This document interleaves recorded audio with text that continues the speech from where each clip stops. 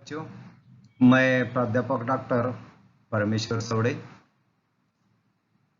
आज हम चुनिंदा शेर कैलाश सेगर जी द्वारा लिखित इस पद्य के बारे में हम जानकारी लेने वाले हैं। ये शेर जो लिखे हैं कैलाश सेगर जी ने, इनके बारे में हम जानकारी लेने वाले हैं।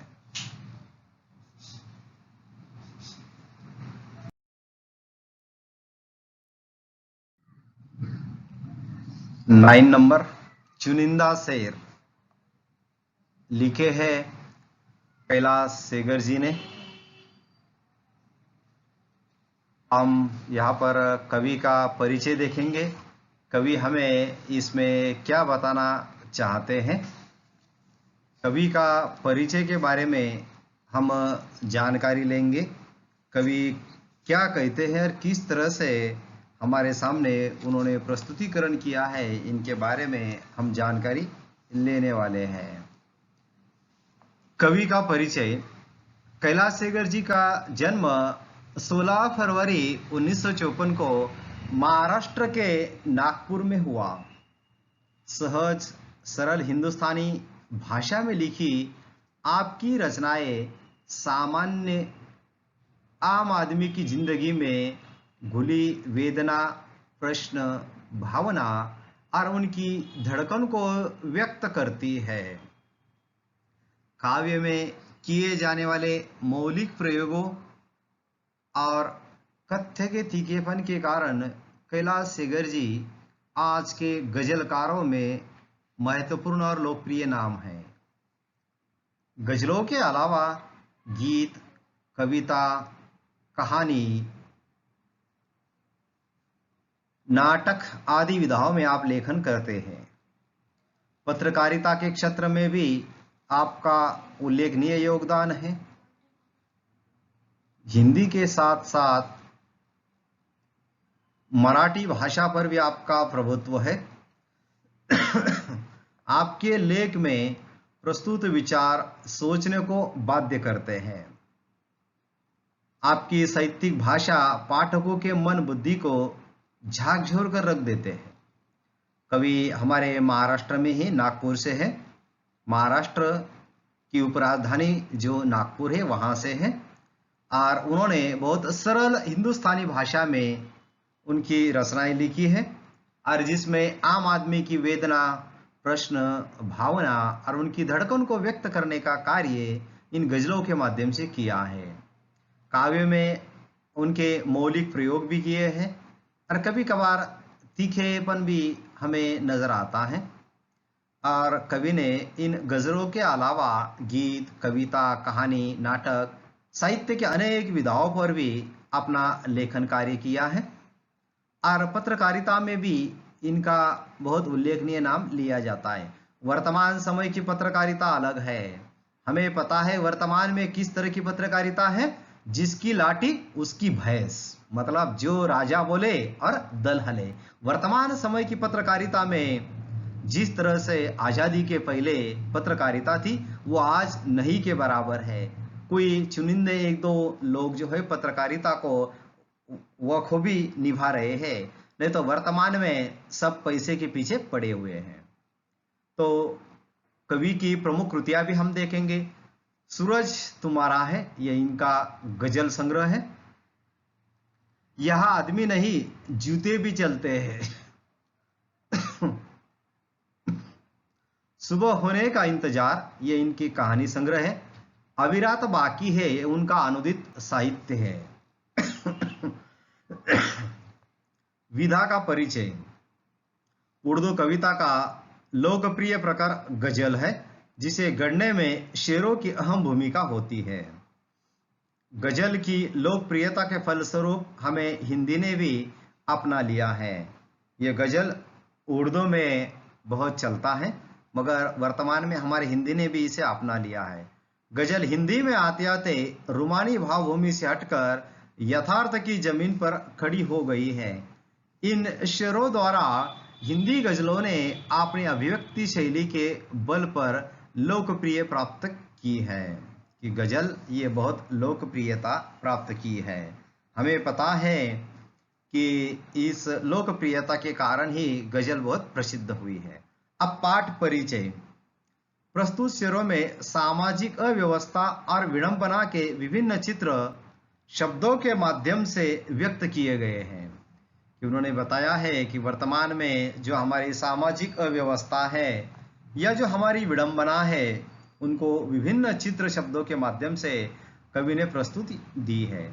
इस सामाजिक अव्यवस्था में आम आदमी की अनसुनी कराहें इन शेरों के माध्यम से कवि हम तक पहुंचाने का प्रयास करता है कि जो सामाजिक व्यवस्था है इसमें विडंबना है कि जो आम आदमी रहता है उनकी अनसुनी कर दी जाती है और उसकी किस तरह से व्यवस्था है इसका उन्होंने चित्रण किया है।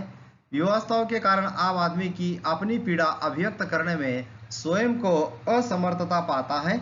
ये शेर उन्हीं को व्यवस्थाओं को व्यक्त करने का माध्यम बन जाते हैं। कि वर्तमान समय में हम देखते हैं कि जो व्यवस्था होती है, इस व्यवस्थाओं से आम आदमी को बड़ी तकलीफ होती है और उन्हीं को उन्होंने बताने का प्रयास किया है। मनुष्य की व्यवस्था को समाप्त करने का प्रयास कवि ने किया है और उसे वाणी प्रदान की है। कवि ने बताया है कि आम आदमी की जो परेशानियां रहती हैं उसको इस शेरों के माध्यम से उन्होंने प्रस्तुत करने का प्रयास किया है। तो हम देखेंगे इस शेरों के माध्यम से कवि हमें क्या बताना चाहते हैं।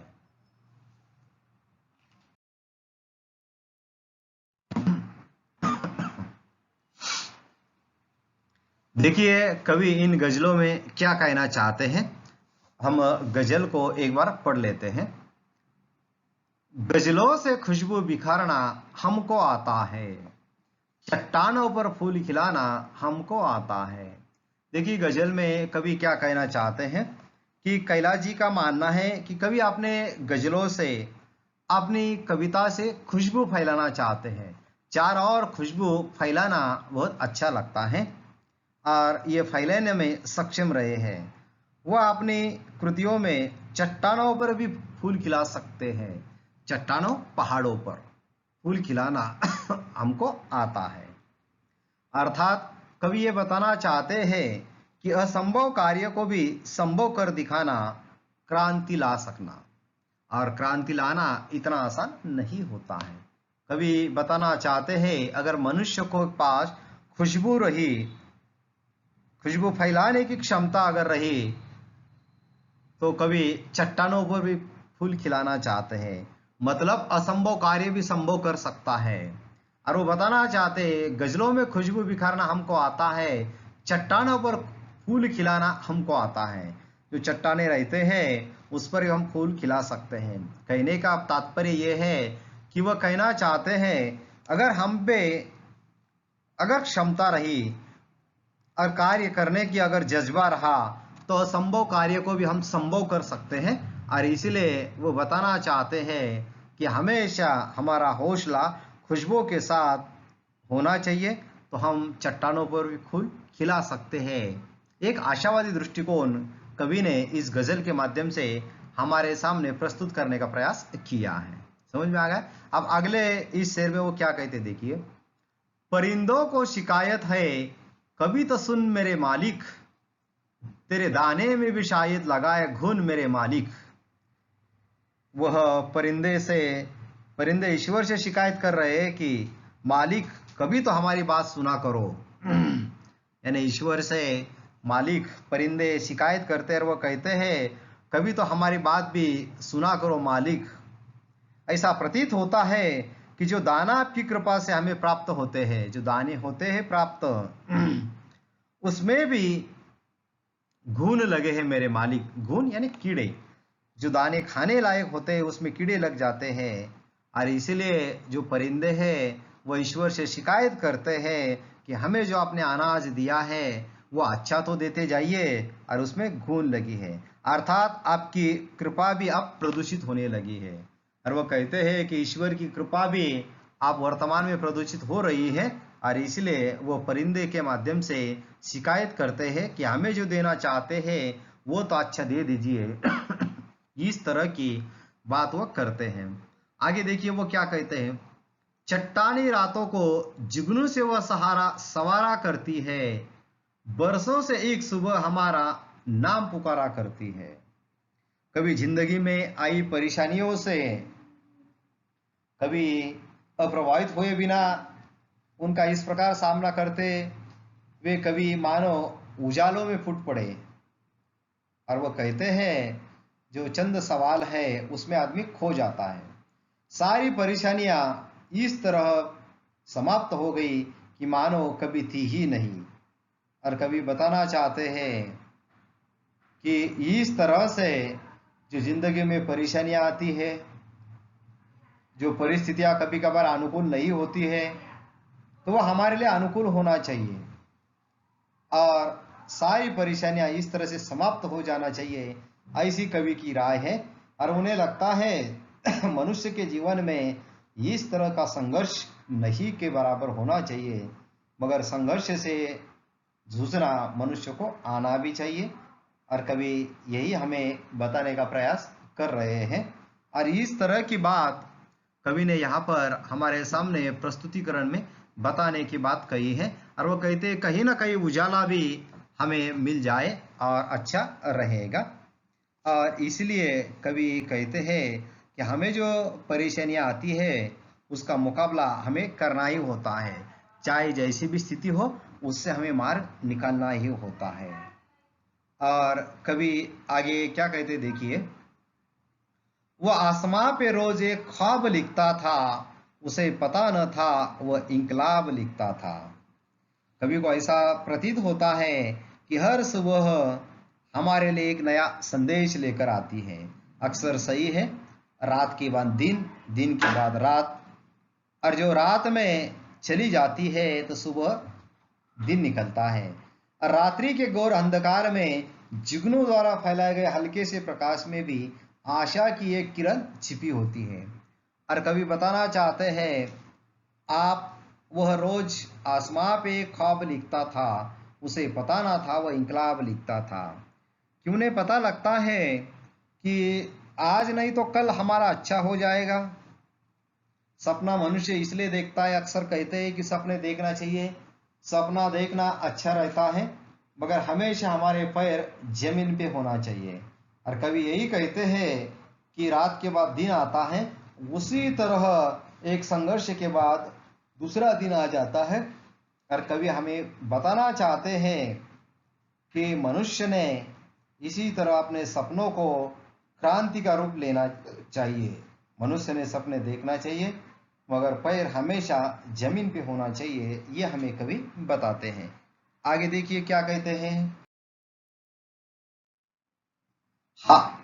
आगे कवि कहते हैं हासी ने अपने आंसुओं को छिपा कर देखो, नया हासी से अपने आंसुओं को छिपा कर देखो, नया मुखौटा ये चेहरे पे लगा कर देखो।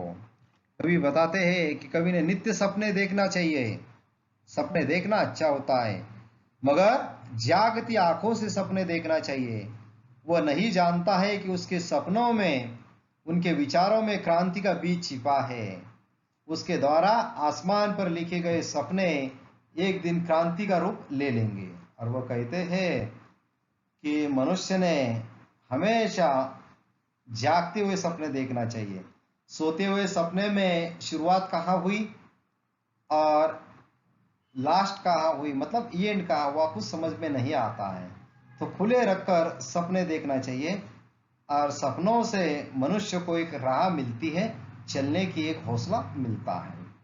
आगे वो देखिए वो क्या कहते हैं, वो फकीरों की दुआओं में असर देता है, आग से इस्त्र बांटने का हुनर देता है। वो कहते हैं कि फकीरों की दुआओं में असर देता है। जो फकीर रहते हैं, साधु रहते हैं, संत रहते हैं, वो हमेशा आम जनता को दुआएं देते हैं, तो उनकी दुआएं लेना चाहिए और वो दुआओं से अपना काम करते हैं। आंख से इस्त्र बांटने का हुनर देता है। और कभी कभार उनके द्वारा दिया गया वचन कभी कभार सच हो जाता है, तो इसकी ओर भी उन्होंने हमारे ध्यान आकृष्ट किया है। और वह कहते हैं कि फकीरों की दुआ हमारे लिए कभी कभार बहुत कामयाब हुआ करती है। और वह कवि आगे कहते हैं, इसमें लाशें भी मिला करती है, तुम जरा देख भला तो लेते, इनको माँ कहे पूजने वाले इस नदी को खंगाल तो लेते। कवि कहते हैं हंसी और आंसू मनुष्य के जीवन के दो अंग है, परंतु आज हर मनुष्य को अपने जीवन की विसंगतियों से त्रस्त कदर आते हैं और वे नहीं चाहता कोई दूसरा अपने आंसुओं से उसका कंधा भिगोए। अच्छा यही रहेगा कि अपने चेहरे पर मुखौटा लगाए जाए और अपने आंसुओं को आंसी में छिपा दिया जाए।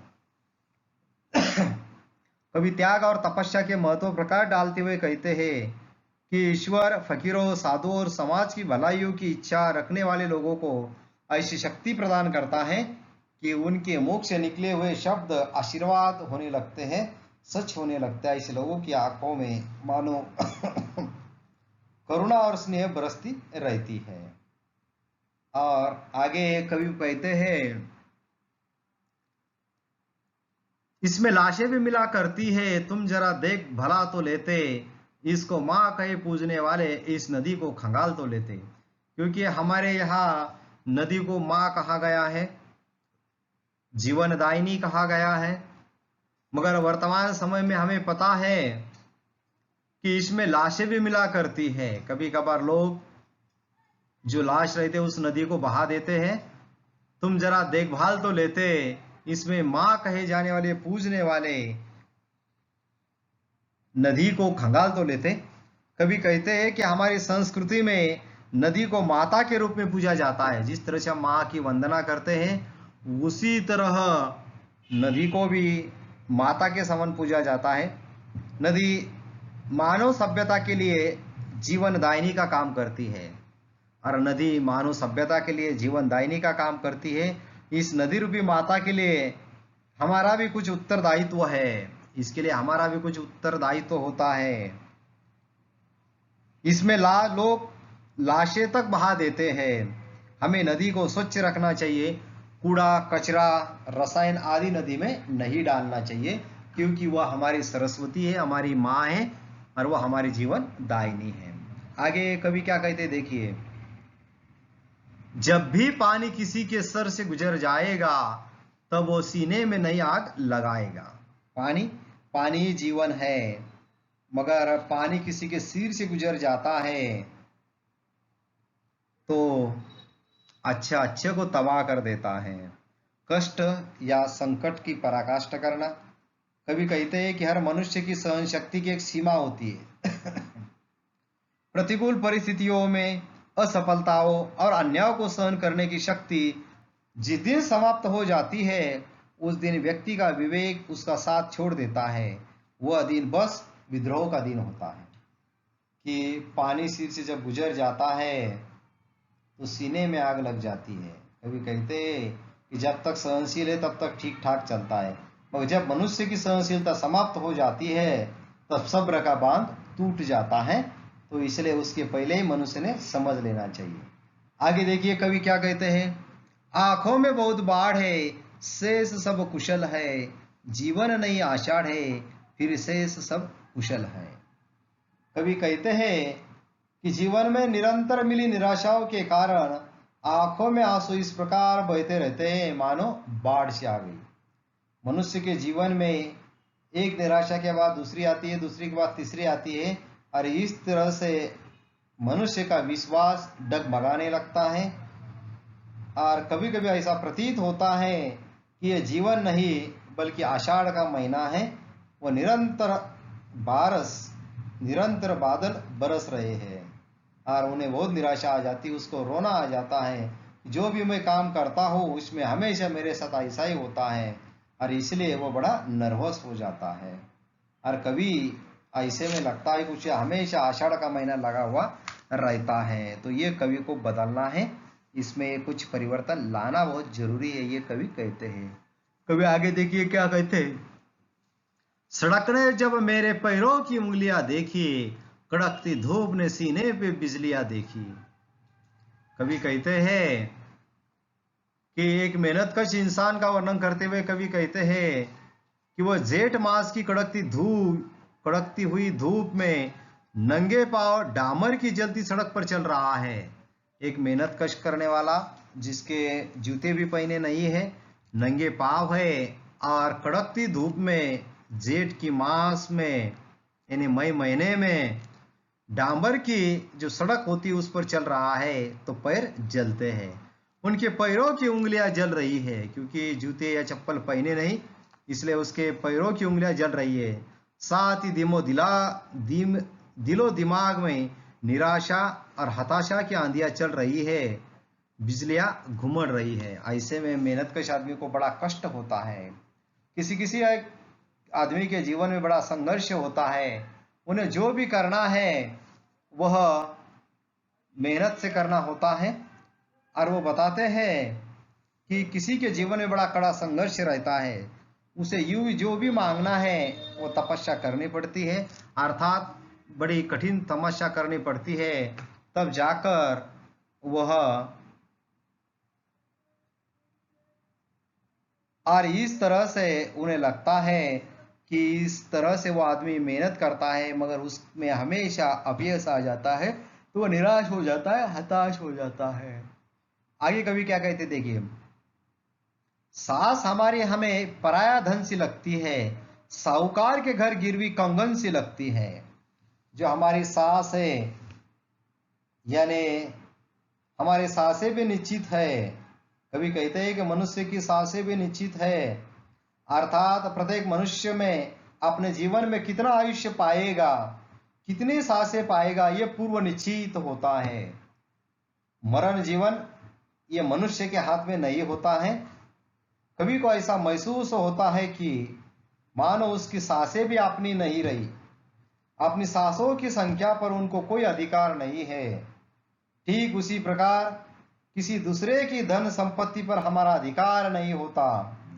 ये जैसे हम आवश्यकता पड़ने पर अपने कंगन या अन्य कोई आभूषण किसी महाजन के पास गिरवी रख देते हैं, उसी प्रकार हमारी सांसें भी अपनी नहीं रही है। और वह कहते हैं कि हमारी सांसें भी अपनी नहीं रही है। और इस तरह से वर्तमान में मनुष्य के जीवन का कोई सच्चाई नहीं है।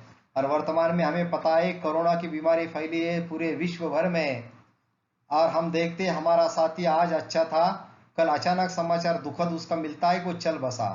तो इस तरह की कोरोना की महामारी में मनुष्य की कोई शाश्वती नहीं है, उसी तरह हमारी सांसों की भी कोई गारंटी नहीं है। और कवि कहते हैं कि वह साहूकार के घर गिरवी रखी कंगन सी लगती है।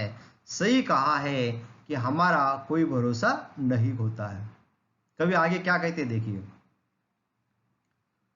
किसी का सिर खुला है तो किसी के पांव बाहर है, जरा ढंग से तो तू अपने चादरों को बुन मेरे मालिक।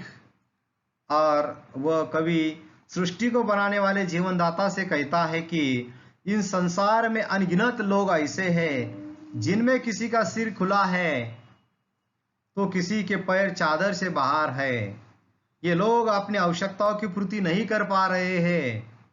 हे ईश्वर, कुछ करो कि सभी लोगों को आवश्यकता की हर चीज मिले, सभी अपना भरण पोषण उचित ढंग से कर सके। और कवि ईश्वर से आराधना करना चाहता है कि सबको खाना, कपड़ा, मकान मिले, कोई भी भूखा ना सोए। क्योंकि हम देखते हैं हमारे भारत में आज भी 10% ऐसे लोग हैं जिन्हें खाने के लिए न मिलने की वजह से उनकी दर्दनाक मौत हो जाती है। कभी ईश्वर से यही कहना चाहते हैं कि आप जो भी करना चाहते हैं, चादर बुनना चाहते हैं तो बड़ी बनाएं, न सिर खुला रहे न पैर खुले रहे। हमें ऐसी आवश्यकता है तो ऐसा करने की आवश्यकता मिले। इस तरह के एक आशावादी दृष्टिकोण कवि यहाँ पर रखते हैं। कवि आगे क्या कहते देखिए, वह जो मजदूर मरा है वह निरक्षर था, मगर अपने भीतर वह रोज एक किताब लिखता था। कि हमारे यहाँ ऐसा ही होता है कि जो मजदूर रहते हैं, कभी कहते हैं कि कल भूख और बीमारी के कारण जिस मजदूर की सांसें बंद हो गई, जो इस निर्मोही दुनिया को छोड़कर चला गया, वह अनपढ़ था, निरक्षर था। कवि बता रहे हैं कि कल जो मजदूर की मौत हो गई वह निरक्षर था, अनपढ़ था, मगर इस दुनिया को चल बसा है। परंतु उसके भी अनगिनत सपने थे। जैसे साक्षर आदमी के सपने होते हैं, उसी तरह निरक्षर आदमी के भी बहुत सारे सपने होते हैं। सपने देखने के लिए किसी भी प्रकार की साक्षरता की आवश्यकता नहीं होती है। वो रोज अपनी इच्छाओं आकांक्षाओं को मानो किताब में लिखता था, किताब लिख रहा था। और कवि बताते हैं कि उसके भी सपने थे और वो एक रोज नई किताब लिखता था। इस तरह से चुनिंदा शेर को कैलाश सेगर जी ने हमारे सामने प्रस्तुतिकरण किया है। मैं समझता हूँ सबके समझ में आया होगा। तो मैं यह चुनिंदा शेर यहाँ पे समाप्त करता हूँ।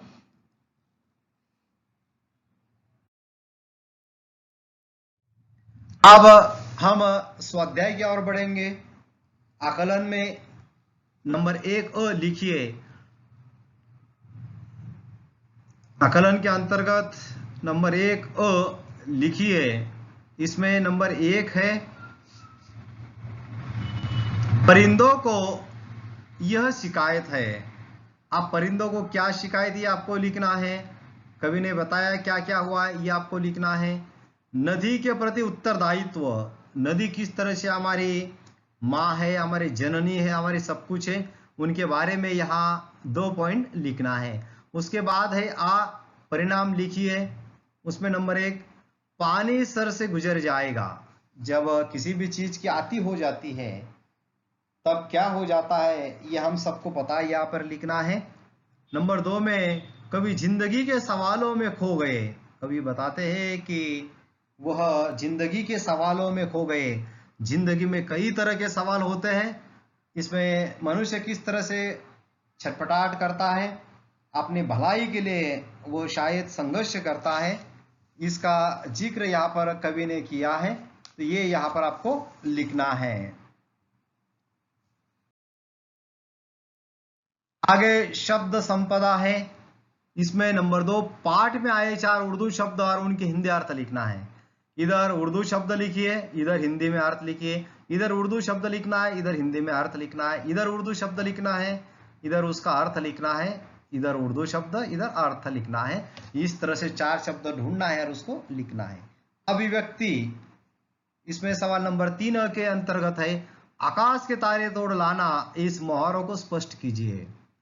जो बड़े बड़े वादे किए जाते हैं आकाश के लिए, किसी अपनी प्रेयसी के लिए कोई बच्चा रहता है, वो कहता है कि तुम्हारे लिए मैं तारे चांद लाऊंगा। इस तरह से बड़े बड़े वादे करता है और वादे नहीं निभाता है। तो ये आपको यहाँ पर इसका स्पष्टीकरण करना है। उसके बाद है, क्रांति कभी भी अपने आप नहीं आती है, वह लाई जाती है। इस कथन पर आपने विचार व्यक्त कीजिए। क्रांति ये इस तरह की होती है कि वो अकेले नहीं आती है, वो अपने आप नहीं आती, वो सबको लेकर आती है। क्रांति में बड़ा संघर्ष करने का जज्बा होता है और क्रांति में परिवर्तन होता है। तो इस तरह का परिवर्तन लाया जाता है, ये आपने कथन पर आपको व्यक्त करना है। इसके बाद है रसास्वादन। नंबर 4 अ के अंतर्गत कवि की भावुकता और संवेदनशीलता को समझाते हुए चुनिंदा शेर का रसास्वादन कीजिए। ये चुनिंदा शेर है। कवि की भावुकता और संवेदनशीलता को समझाते हुए उसका रसास्वादन आपको करना है। साहित्य संबंधी सामान्य ज्ञान 5वां अ के अंतर्गत है, कैलाश सेगर जी प्रसिद्ध रचनाओं के नाम लिखना है। इनके कौन कौन से हैं। आम है, गजल इस भाषा का लोकप्रिय काव्य प्रकार, यहाँ पर लिखना है। कोष्टक नंबर 6 नंबर कोष्टक में दी गई सूचना के अनुसार परिवर्तन करके वाक्य फिर से लिखिए। इसमें काल के बारे में है। नंबर 1, क्षण क्षण एक एक क्षण आपको भेंट कर दूंगा, उसको सामान्य भविष्य काल में करना है।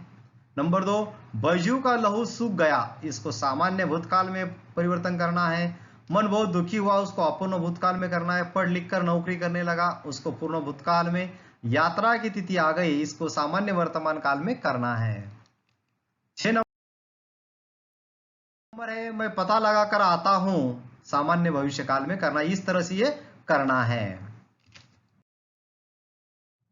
तो थैंक्स फॉर वॉचिंग बच्चों। आप घर में रहिए, और अच्छे रहिए। हमेशा 3 चीज़ों का बात करते रहना, डिस्टेंसिंग, मार्क्स और ये सब के साथ अच्छी तरह से पढ़ाई करना। धन्यवाद।